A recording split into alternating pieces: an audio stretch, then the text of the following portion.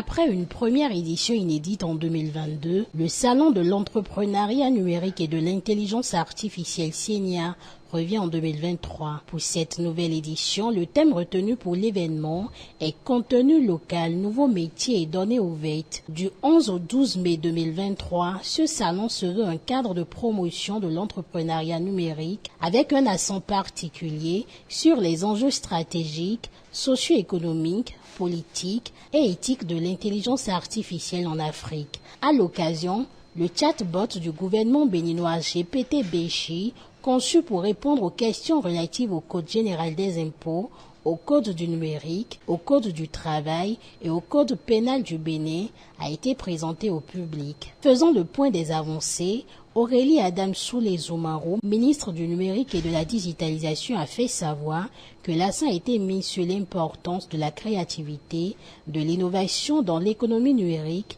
et en particulier dans le contexte de la valorisation des contenus et de l'utilisation de l'intelligence artificielle. Cette année, nous avons choisi de mettre l'accent sur l'importance de la créativité et de l'innovation dans l'économie numérique et en particulier dans le contexte de la valorisation des contenus locaux et de l'utilisation. Sur le volet entrepreneuriat numérique, plusieurs avancées, notamment la labellisation des startups entérinée par le Conseil des ministres.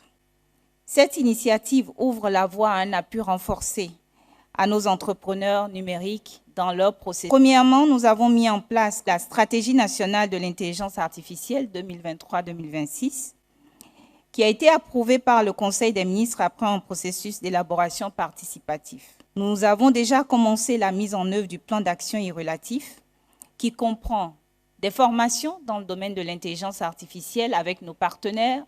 Vous avez Ishiru, vous avez également Semecity, vous avez des partenaires comme l'Afria. Donc ce volet formation qui est important pour nous a déjà démarré. Il est donc important que chaque acteur préserve sa culture et sa dignité dans la mise en œuvre de l'intelligence artificielle selon les normes juridiques. Le juridique, ça va être la responsabilisation et la responsabilité des acteurs. Ça se conjugue autant en termes de responsabilité civile, commerciale, pénale, qu'en termes de sécurité, de protection des données personnelles.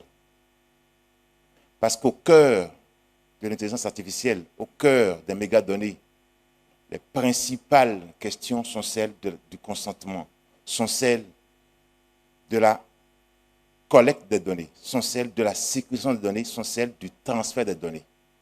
Et ces questions qui sont portées par une législation très forte au Bénin, qui a été très en avance même par rapport au règlement général sur la protection des données personnelles en Europe, les questions sont entièrement prévues par nos dispositions et sont mises en œuvre par une autorité. Cette deuxième édition du SENIA a connu la présence de la ministre burkinabé de la transition digitale des postes et des communications électroniques, Aminata Zerbo Sabani, qui invite les autorités à partager leur vision sur les enjeux de développement de l'intelligence artificielle sur le continent africain. Ce salon s'inscrit dans cette dynamique de partage et est un cadre de réflexion de haut niveau pour permettre de pouvoir